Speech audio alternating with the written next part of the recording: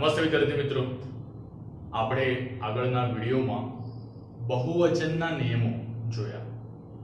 ફરી એક વખત ટૂંકું રિવિઝન કરી લઈએ.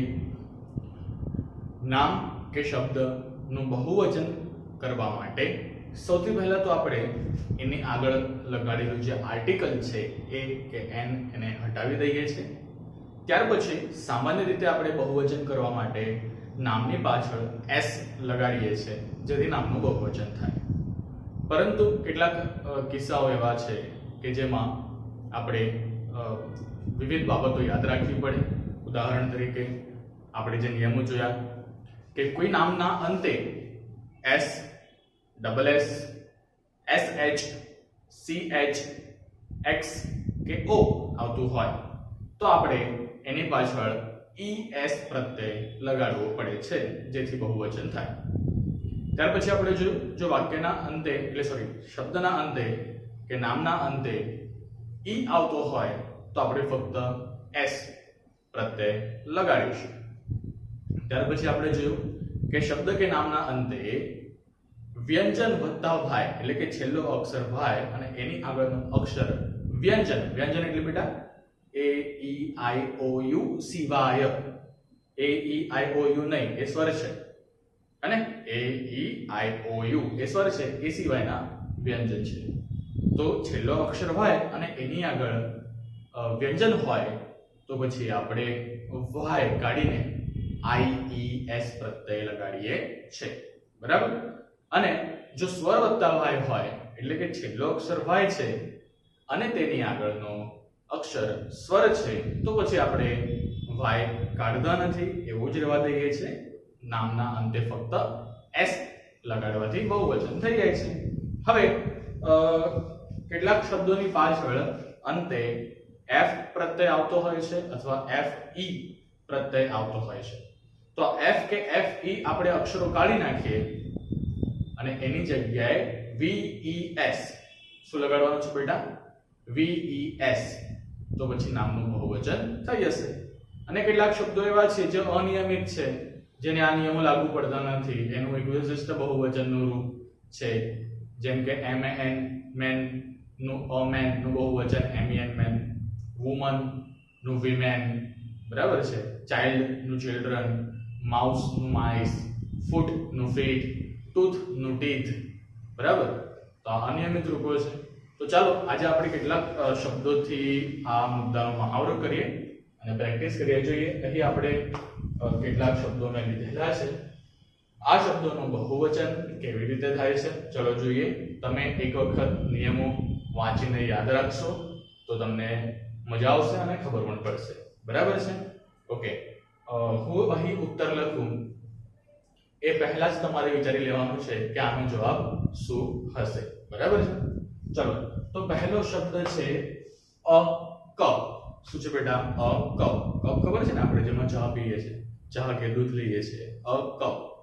હવે આપણે જો બહુવચન કરવું હોય તો બેટા સૌથી પહેલા શું કરીશું? આપણે એની આગળથી આર્ટિકલ અ કાઢી નાખીશું. અને હવે જોઈએ કે છેલ્લો અક્ષર શું છે?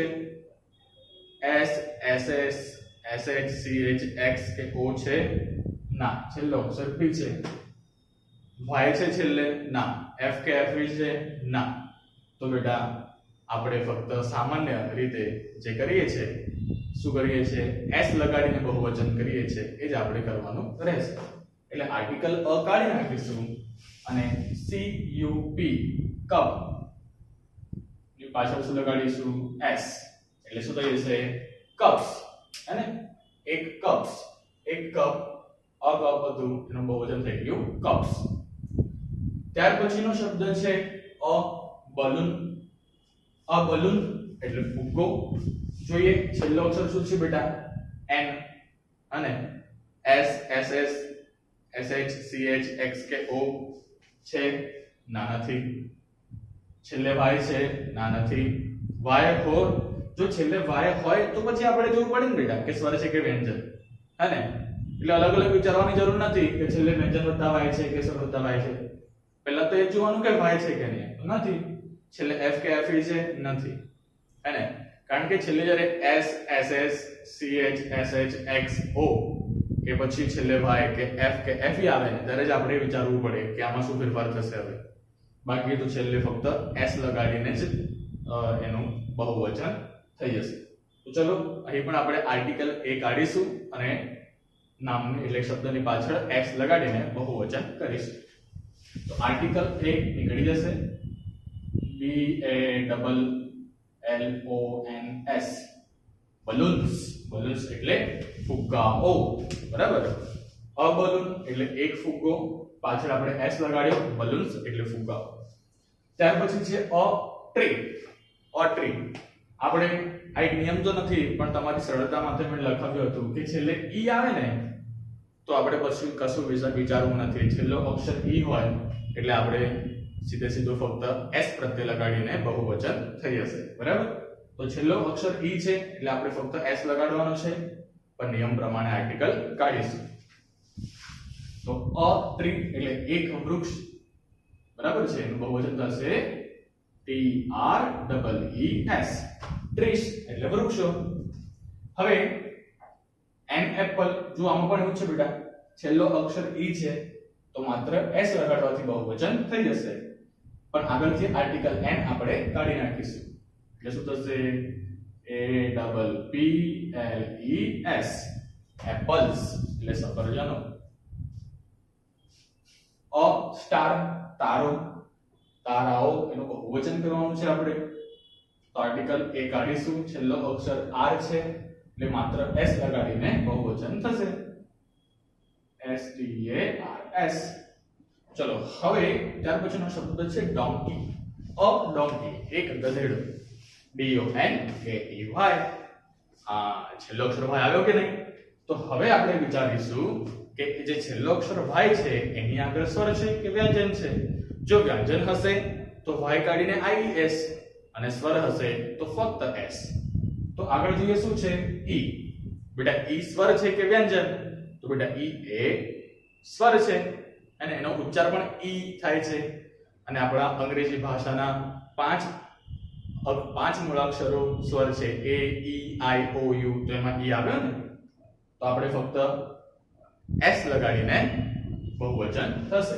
આર્ટિકલ a કાઢી નાખીશું નિયમ પ્રમાણે DONKEYS. ડોંકીસ. ડોંકીસ એટલે ગધેડાઓ. ત્યાર પછી અ ચાઇલ્ડ એટલે એક બાળક. તો આ તો બેટા અનિયમિત રૂપ છે, તમને ખબર છે, આપણે આગળ વિડિયોમાં જોયું છે કે ચાઇલ્ડ નું બહુવચન થાય છે ચિલ્ડ્રન, જે આપણે યાદ રાખવાનું છે. આમાં કોઈ નિયમ લાગુ પડતો નથી. ત્યાર પછીનો શબ્દ છે અ નાઇફ. અ નાઇફ. નાઇફ એટલે છરી, ચપ્પુ. તો જો બેટા અંતે શું આવે છે? તમે જોશો કે ખાલી ઈ આવે છે તો તમારી ભૂલ થશે. છેલ્લે f કે fe આવતું હોય છે ને, છેલ્લે fe છે ને, છેલ્લે fe છે તો fe નીકળીને શું થશે બેટા? VES. તમે એવું કહો સર તમે તો કીધું હતું કે ઈ આવે એટલે s લગાડી દેવાનું, પણ નિયમ ભૂલીશું નહીં આપણે. છેલ્લે f કે fe આવતું હોય ત્યારે આપણે f કે fe કાઢીને VES લગાડીને બહુવચન થાય છે. તો ચાલો શું કરીએ? આર્ટિકલ નીકળી જશે KNI, fe નીકળી જશે અને VES થશે VES. knives. શું બોલાશે? knives. knives એટલે a knife એટલે ચપ્પુ, છરી, અને knives એટલે છરીઓ, ચપ્પુ. a gas. a gas, GAS, gas એટલે વાયુ, એનું બહુવચન થશે વાયુઓ. છેલ્લો અક્ષર શું છે બેટા? s છે. તો આપણો પેલો નિયમ s, ss, sh, ch, x કે o હોય તો es પ્રત્યય લગાડવાથી બહુવચન થશે. ચાલો કરીએ તો. છેલ્લો અક્ષર s છે. આર્ટિકલ a નીકળી જશે GASES. છેલ્લે es લગાડ્યો આપણે, gases. બહુવચન થયું. ત્યાર પછીનો શબ્દ જુઓ બેટા અ કાઇટ. અ કાઇટ એટલે કે એક પતંગ. હવે અ કાઇટમાં છેલ્લો અક્ષર ઈ છે એટલે ફક્ત s લગાડીને બહુવચન થશે KITES. kites. kites એટલે પતંગો.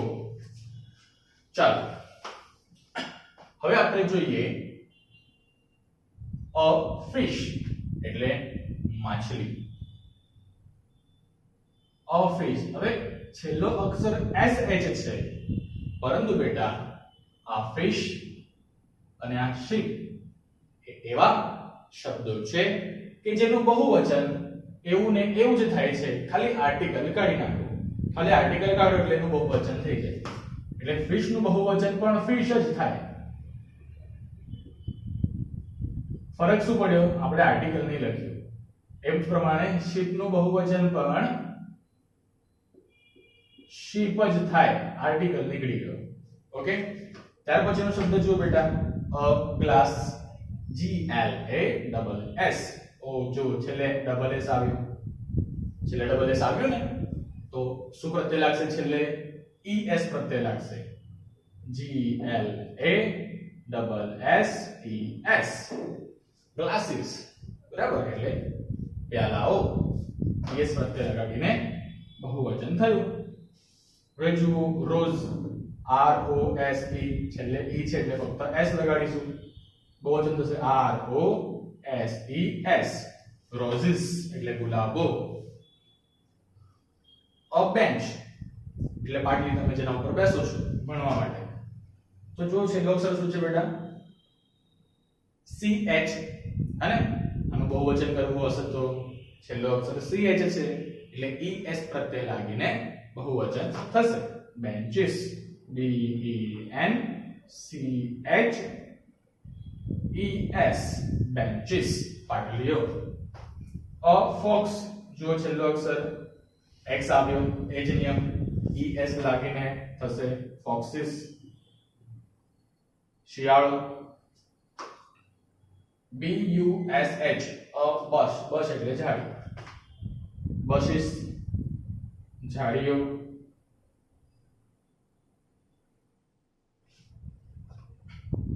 a tomato. છેલ્લે જો અહીંયા છેલ્લે S છે તો અહીંયા છેલ્લે O છે, અને a tomato પાછળ ES પ્રત્યય લાગશે એટલે બહુવચન થશે.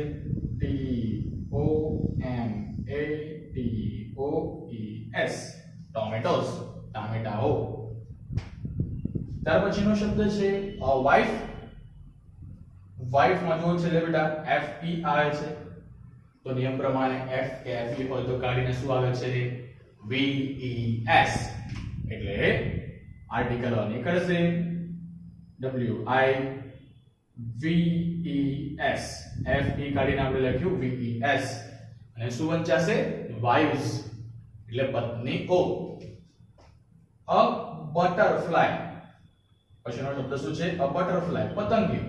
પણ છેલ્લે અક્ષર છે Y, અને y ની આગળ હવે જોવાનું છે આપણે કે સ્વર છે કે વ્યંજન. તો y ની આગળ છે L. L એટલે લ. A E I O U સિવાય છે અને ઉચ્ચાર પણ લ થાય છે એટલે વ્યંજન છે. વ્યંજન છે તો શું કરીશું બેટા? y કાઢીને શું કરીશું? IES લગાડીશું. એટલે BUTTERFLIES.